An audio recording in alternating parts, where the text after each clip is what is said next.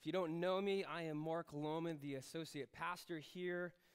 Who here has heard that song before? Anybody familiar with it? Show of hands. Okay, yeah, most of us. So that song, it was written by Matt Redman. Matt Redman also wrote 10,000 Reasons, which we sang about 2 or 3 songs before that. Back in the dinosaur ages, the 1990s, when I was in junior high and high school, that song was kind of like one of the songs, maybe kind of like what Oceans is for us today. But what a lot of people don't know, though, actually, is the story behind that song. And it's really, really gripping and powerful. Matt Redman was the worship pastor at a church in England back in the UK in the 90s. Very, very well-known church. And their lead pastor at that time had kind of got this nudge, this hunch, that the congregation really wasn't there to worship during their musical worship. They had kind of turned it into a concert. They were concert goers rather than worshipers. And he just felt it was kind of robotic. And so he kind of felt this nudge. He said, hey, you know what? We're going to change it up. I'm going to make a huge decision. And he got emails for this. People left the church for it. It was a big deal.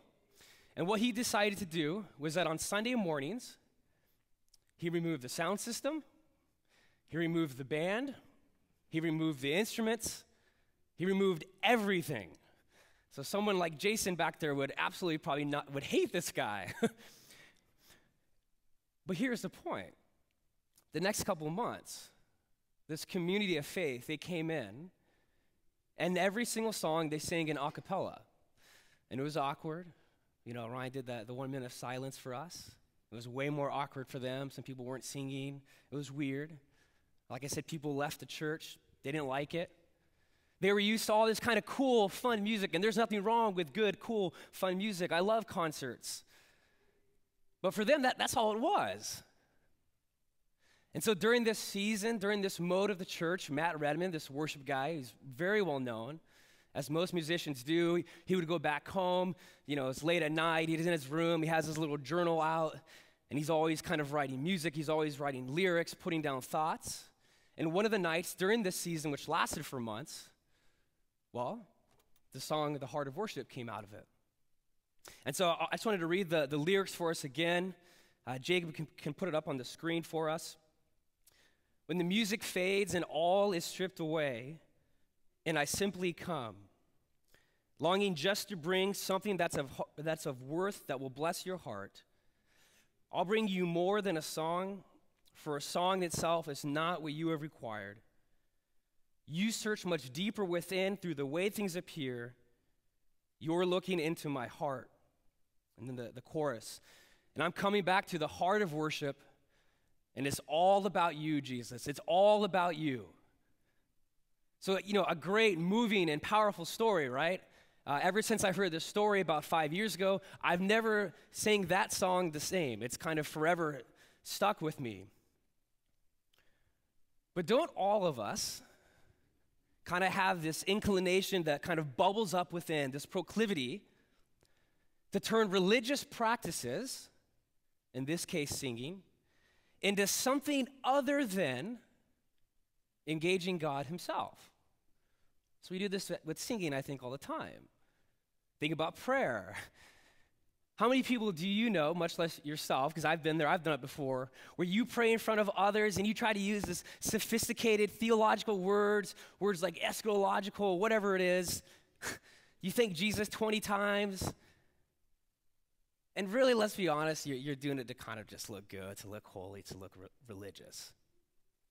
And I even think for preachers, I have a suspicion that a lot of preachers, when they preach, it's really more of a showcase for them to show their public speaking abilities. So none of this is a new thing, right? Us religious people, we're pretty good at doing this. Nothing's new. Jesus did the same thing 2,000 years ago. And so if you've been with us recently, we've been looking at the Sermon on the Mount. We've called it the new way to be human. I mean, you could really say this is the most famous sermon in the history of the world. And there's kind of been this running strand that we've seen all along through it. And it's this crazy notion that Jesus flips the world upside down in front of the religious leaders. He gives them this new way to be human. And he does that just again. this morning in our passage. So we're going to dive right in. We kick off the chapter of Matthew 6 today. I'm going to read it out loud for us. If you're old school like me and you still like a physical Bible, we have those in the chairs in front of you underneath. If you use those, we'll be using page 678. Feel free to use your iPhone. It'll be on the TVs behind me, all that good stuff. And as we look at this, I want you to really kind of zero in every time you hear the word reward. So Matthew 6, starting at verse 1. Be careful not to practice your righteousness in front of others to be seen by them. If you do, you will have no reward from your Father in heaven. And so when you give to the needy, do not announce it with trumpets, as the hypocrites do in the synagogues and on the streets, to be honored by others. Truly, I tell you, they will receive their reward in full. But when you give to the needy, do not let your left hand know what your right hand is doing, so that your giving, not your Father, may be in secret. Then your Father, who sees what is done in secret, will reward you. And when you pray, do not be like the hypocrites, for they love to pray, standing in the synagogues and on the street corners to be seen by others. Truly, I tell you, they have received their reward in full. But when you pray, go into your room, close the door, and pray to your Father who's unseen. Then your Father who sees what is done in secret will reward you. And we're going to skip all the way to verse 16. We'll cover the Lord's Prayer next Sunday. So verse 16, when you fast, do not look somber as the hypocrites do, for they disfigure their faces to show others that they are fasting. Truly, I tell you, they've received their reward in full. But when you fast, put oil on your head and wash your face, so that it will not be obvious to others that you are fasting, but only to your Father who's unseen. And your Father who sees what is done in secret will reward you. Reward cards. These little things right here, right? They're everywhere. It was just about a month or two ago that I finally took the time to clean off my keychain, because I think I had about 6 or 7 of these things. Half of them I probably used once or twice. The other half I never used at all. And so now the only one I have left is my Ralph's Rewards card. Ironically enough, literally this past week, twice, people kind of jumped on my back because I wasn't using my reward card correctly. And so the first instance, I'd gone to Ralph's, hence this is the only one I have left, with my roommate. And we're getting up there. I just parked the car. We're in the parking lot. And before we even get inside Ralph's, my roommate says, you know what, Mark, I'm going to buy the groceries tonight. I'm like, dude, that's sick. I love that. He's like, yeah, I want to get all the reward points that I can get to put it towards gasoline. I said, okay, that's cool, man. If you're going to buy the groceries, do whatever you want. So we get inside Ralph's. We kind of, each go our own way. We meet up in the middle. We get our groceries. We put them on the roll or the checkout stand, whatever it's called, and we begin to check out. Well, my roommate at this point gets the itch to go get some ice cream. So he goes to the ice cream aisle. He runs over there, and I'm kind of embarrassed at this point. There's a whole line behind us, and the lady's done checking us out. So I'm like, I'm not waiting. I feel weird. So I pulled out my Ralph's Rewards card, and I paid for it. Well, my roommate comes back right after it's finished. He's like, he got mad. He was like, why'd you pay for it, Mark? I wanted to use my Ralph's Rewards card to cover points for gasoline. I'm like, dude, that's what you get for not eating healthy. That's the lesson there, okay? Second thing, I had the fortunate opportunity on Monday, 6 days ago, to put $800 into my car. Both my front and back brakes went out. Literally, I was metal on metal. So not only did I have to replace the brake pads, but the rotary, I'm not a car person, so don't mock me, but it was other metal pieces were messed up. So, I call my parents. I'm a little frustrated. I kind of talk it over with my dad to see if I'm making the right decision or whatever. And my mom finds out. And one of the first things my mom says, hey, Mark, make sure to use your Discover card. You can really take advantage of the cashback rewards. It's like, Mom, it's the last thing I want to hear right now. And also, by the way, the mechanic doesn't take Discover card. Thank you very much. So all of this to say, we are a reward culture. These things are everywhere. So Target, I think they're kind of the last ones to adopt this. But even a year and a half ago, Target now has their red card. They're everywhere. Every store and organization has them. And I actually think they're brilliant. It's a brilliant marketing thing, and I think it's brilliant because I don't really think it actually costs the company or the organization all that much money. Right? So we get those 5% off coupons. Red Robin gives you a free burger for the month of your birthday. Kohl's probably sends you out coupons like every morning, I feel like. We all know that one, right? But here's the thing, though. I know most of us, that actually motivates us to get into the store and to do some shopping that we probably wouldn't normally do. And so the store is actually making more money on you than they would otherwise. And that's why they do it. I think reward cards are stupid, though. Sorry if you designed one or something. I don't think they're of that much worth. Here's the interesting thing, though. I think us Christians and religious people, I think many of us treat religious behaviors, singing, praying, fasting, tithing, volunteering, like a social reward card. You want to get points for looking good, praying in front of others. And so we turn our reward into social approval. Served food distribution yesterday morning. You've been to, 10 Sundays in a row or something. I mean, if you really want the big reward, not only do you show up here on Sundays, but you lift your right hand during worship. And then if you're a saint, it's both hands, and you close your eyes, and you kind of start moving back and forth a little bit.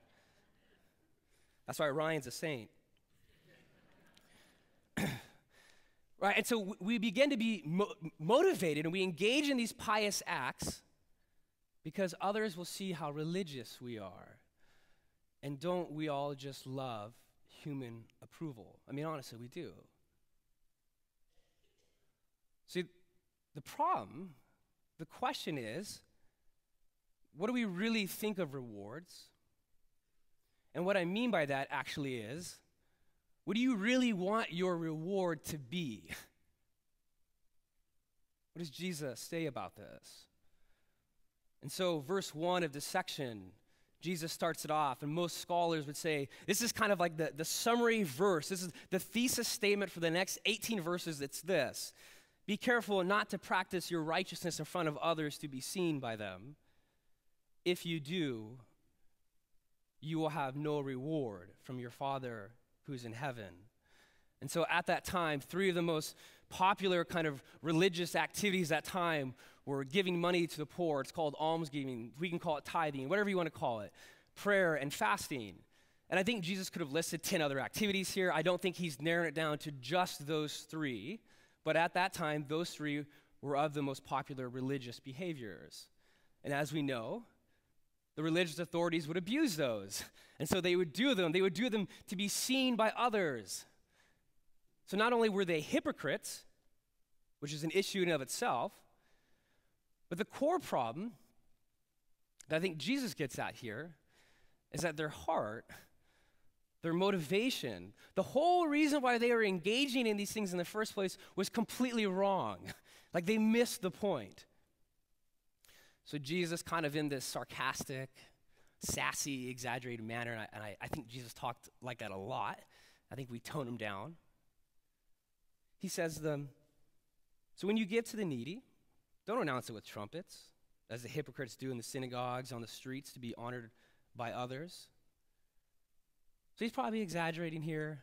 People probably didn't keep a trumpet in their pocket. They're walking on the streets to give someone money, and all of a sudden they whip out a trumpet and they start playing it, right? Okay, you're exaggerating a little bit, Jesus. Although some people do think that what he's getting at is that people would walk into the temple, they would throw coins in a bin for the homeless, and they would make a noise. And so that's kind of what he's getting at here with the trumpet. But who cares? The point is, don't be a religious show-off. Don't be like some actor who puts on a face mask to impress others, which is exactly what the word hypocrite means here in the Greek. An actor. So he says, truly I tell you, you received your reward in full. In other words, okay, you got your applause, people will think good things of you, great. So a couple people think you're like this saint. Essentially what he's saying is, big deal, so what? Is that really, really what you want? And instead of operating kind of in this shallow reward system, he says this: but when you give to the needy, do not let your left hand know what your right hand is doing, so that your giving may be in secret. And then your Father, who sees what is done in secret, will reward you. Okay, so Jesus is exaggerating again. When you give, put your left hand behind your back and your right hand in front of you. And that's the way you should give, so that your left hand doesn't see what your right hand is doing. So I guess everyone back then would just kind of be like walking like this and putting money out. He's joking, right? He's not being serious. That'd be awkward. Maybe we should try that during our offering or something. We can all get up and kind of throw money in like that or something. I'm going to pick on Ryan. Those like Ryan's like dance moves or something. Anyways. we have an extra like friends here, so I'm a little bit more excited than usual. And we spent the day together yesterday. It was good. Anyways, Jesus goes on to, and he follows, and he puts out the same template for the next two religious activities: prayer and fasting. And he does the exact same thing with those two things as he did with the first one. So we're not going to go into all the details here. We don't have the time, but his point is the same. Don't pray and fast in front of others to be noticed. Don't turn them into some theatrical production to show off. So verse 6, when you pray, open up a door, go into a little room, and just pray there. Verse 17, when you fast, put oil on your head and wash your face. Seems a little strange, right? He's not talking about like mobile oil or something like that. It was more of like an anointing oil. It was a thing of respect and honor. In kind of today's culture, it'd be like, he'd be saying, go brush your teeth, go shampoo your hair, comb it, put on some cologne, perfume. If you're a junior high or high school boy, you spray some Axe on you or something like that. Stuff smells ridiculous. But that's his point. Okay, Jesus, we get it. It's clear. This is a pretty black and white passage, I think, right? I don't think it takes a PhD to understand what's going on here. Don't do religious things in front of others to be seen by them. Okay. One little question, though, Jesus. Doesn't the Bible say elsewhere that we should pray as a community? And doesn't that then mean that you're probably praying in front of others? Don't most churches take a tithe together? So you're tithing in front of others? I mean, there are many churches that do corporate fasts together. By the way, we're actually kind of talking about as a leadership team, maybe thinking about doing a corporate fast next Sunday. I'm just kidding. There were some blank faces. I was looking for that. Although, hey, it would be a good idea. Here's the crazier thing. Just a chapter before this, Jesus says that well-known verse. He says, let your light shine before others that they may see your good deeds and glorify your Father in heaven. So what's going on here? Jesus contradicting himself. Do good things in others so that they can see them. Oh no, don't do anything in front of others so they can't see them. This isn't the issue, right? It's obvious. Jesus isn't literally meaning this stuff. He's getting at the deeper, the core problem. And it's something that I think us religious people get backwards all the time, just like they did back then. And it's this. They were using spiritual practices to gain social approval rather than to engage God himself. In other words, they valued what others thought of them more than the joy and intimacy that you can find in God alone. And the sad part is, they were doing this, their very motivation was for a pretty cheap, disappointing reward. A couple applauses. So did you notice the comment that Jesus makes at the end of all three of these examples? Then your Father who sees what is done in secret will reward you. Us Protestants, that's a fancy word. It just kind of means a branch within global Christianity. I think we're scared to talk about rewards because we don't want to say that then means you can earn your way to God. At least for me, I get kind of nervous about reward conversations because of that, right? You can't do as many good things. You can't pray 25,000 times, fast, serve at the food distribution every Saturday, and then be okay with God, right? Like, that's not going to work. So let me be black and white and clear so I don't receive any emails or anything. I am not saying this morning that you can earn your way to God. And to make it even more clear, let me quote Ephesians 2, 8 through 9. For it is by grace you've been saved through faith. It is not from yourselves. It's the gift of God, not by works, so that no one can boast. So I don't think Jesus is talking about rewards in the way that we usually think about rewards. A deserved prize for an action. I think we have to rethink what rewards mean, biblically speaking. And so there's this old, well, he's old, but not super old, dead guy, C.S. Lewis. Probably heard of him, right? If you've seen or read the Chronicles of Narnia, that's C.S. Lewis. And I think Lewis has this brilliant quote that can really help us as we think about rewards. I'll read it out loud, and Jacob will put it on the screens. Lewis says, "Indeed, if we consider the unblushing promises of reward and the staggering nature of the rewards promised in the Gospels, it would seem that our Lord finds our desires not too strong, but too weak.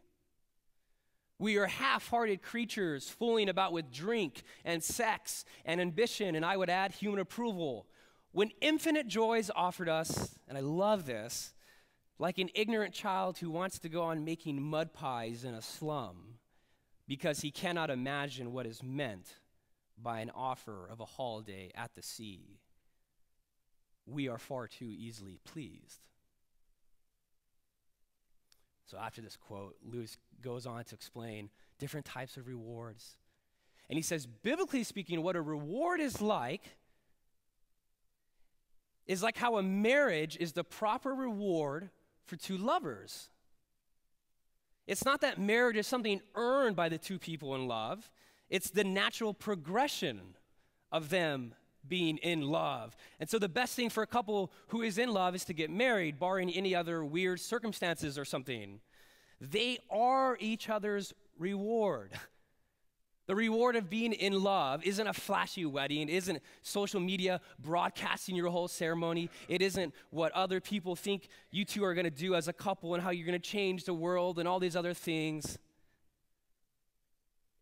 The greatest reward of being in love with someone is that person, is being with them, engaging them. So what if this was actually how spiritual practices worked with God?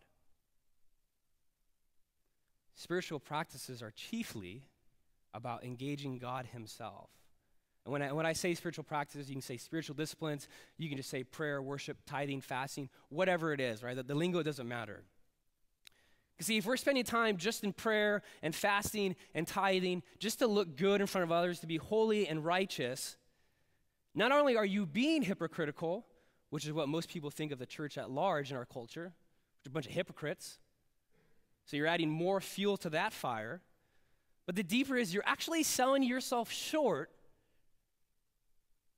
from experiencing the greatest amount of pleasure and reward that you could. God himself. And so I think one of the questions for us this morning is what Christian things, what religious things do you do to be approved by others rather than engaging God himself? And I think we go to the approval of others because we forget that our approval is actually in Jesus. We think everything else is actually going to bring us more pleasure than God will. And I don't necessarily think this has to be about fasting or praying or tithing. I think for us, a common issue is singing on a Sunday morning, right? So I think we all think it, we all feel it. When you're standing, it's like you kind of think about, what is a person to my right, to my left, in front of me, behind me? What are they going to think if I raise my hand?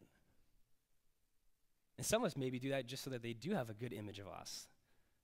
And on the flip side, it could be the other way thing around. Man, if I sing too loud, are they going to think I'm some weirdo? If I close my eyes and move, are they going to think I'm some weirdo? Either way, the issue is you're thinking about the approval of others in the midst of an activity that could care less about that. And so for me, one of the biggest things I struggle with, I'm going to be a little transparent this morning too. So if it's your first time here, hopefully this doesn't scare you off. The biggest thing I struggle with is actually preaching. And what I mean by that is that it's this holy and righteous task, right? But if I'm honest, I think a lot of times I teach and preach and I enjoy it because I'm seeking the approval of others and I want them to like me. I want to impress people. I want people to think that I have it together. Yeah, Mark, he's a good, holy, righteous guy. He loves Jesus, man. He's got it all together. I'm actually just like one of the people in this passage then. I'm a hypocrite. And the deeper issue is not only am I a hypocrite, but I'm actually craving something that's actually not even really going to meet my needs. So I can get as many comments afterwards from a sermon. Oh, great job, Mark, really enjoyed it. That just adds fuel to the fire. Because then if I receive 1 or 2 compliments, then I want 3 or 4. After 3 or 4, I want 5 or 6. The bigger problem when I freak out then is if I don't receive comments afterwards, if someone doesn't tell me it's a good sermon, I'm a mess inside. I'm worrying.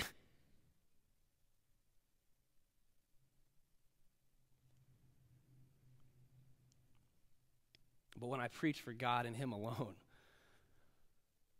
when I just care about Him, intimacy with Him, engaging Him and His purposes and His kingdom, I got to tell you, that's actually when I'm most comfortable, when I find the most joy and satisfaction and fulfillment. That's actually, so to speak, when I'm at my best. So there's a well-known pastor. His name's John Piper. He's got this famous saying. I think it's perfect for this. God is most glorified when we are most satisfied in Him. So this idea that honoring God and giving it all to Him is not at odds with you actually finding joy and satisfaction. The two go together. And so I think one of the ways to kind of do a gut check, because I've done a gut check this past week, ask yourself these questions. When you grumble, or no, do you grumble if your actions aren't noticed? Are you envious and jealous when others gain credit and are congratulated for something and you don't? Do you feel like every good thing that you do or accomplish should become a Facebook status? I mean, seriously. Do people applaud you or do they applaud God when you do something? Like, these are the things that came to light for me as I was thinking through this. And maybe you're here and I think we all struggle with this, to be honest. I think it's just more a matter of degree. And so maybe you're here and you don't struggle with this that much, but maybe you're hearing me speak and you say, okay, Mark, you're talking about God being the greatest reward Himself and finding joy and satisfaction in Him, and you're like, dude, if we're all just honest, I don't find joy and satisfaction in God. I'm completely far from Him. I'm not close to Him. I don't get what you're talking about, bro. I get it. I think we all actually have a dark night of the soul, so to speak. There are times when we don't feel close to God. He seems super, super far away. But I think most of the time, though, I actually think that's because we aren't participating in the things that allow us to get close to Him. Prayer, fasting, tithing, serving, reading the Bible. So again, to be transparent, my prayer life has sucked the last couple months. I haven't felt that close to God. Christian lingo would say, oh, I'm not on fire for the Lord, whatever that means. Right? I get more pleasure. I would feel more reward if I watched a sports game or if I went to the gym to get in more shape. And so I think maybe really the issue there is I don't really believe that God is the best thing for me. That if I go to Him in prayer, that's actually going to bring me the greatest amount of pleasure and reward for my life. It's like I remember my days in college. Man, I was way more on my, knees and hands praying. And I felt God. I mean, God's not in a physical form right now, but it's like he was there. God was real. I felt him. And so I think one of the things that easily escapes us in reading this passage is that Jesus assumes the whole time that his people will actually be praying, fasting, and tithing, and singing, and fellowshipping, and reading your scriptures. If you notice, Jesus doesn't say, stop praying, stop fasting, stop doing this, just because you're being a hypocrite. Like these things, these aren't recommendations. Like these are staples, things that are as commonplace to us, or they should be as commonplace to us as eating and drinking and brushing your teeth. Aspects of life that we actually need to practice to be fully human, to be fully alive. So he isn't saying, let's toss these activities out the window. He's criticizing the heart and the motivation behind them. He's saying if you do these religious activities for social approval, it's a waste of your time. It's like one of these stupid, cheap, dumb reward cards. Yeah, you'll get something back. You'll get 5%. You'll get the free burger at Red Robin. Sure, yeah, you'll get it, but that's it. Truly, truly, I tell you, your reward is in full. But then you'll have to continue with these pious acts because you'll always need more and more approval. But the way of Jesus here, this new way to be human that he puts forward, is to engage in these spiritual practices because that's the best way of knowing God himself. It's in and through singing and praying and tithing and fasting that you get to know the greatest thing for you, the biggest reward out there, God.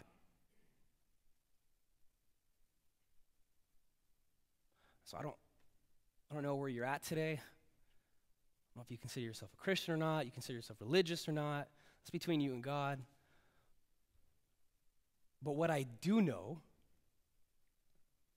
is that Jesus' words here drive us to take up these activities, not just to be religious, to seek others, but for direct engagement with God himself.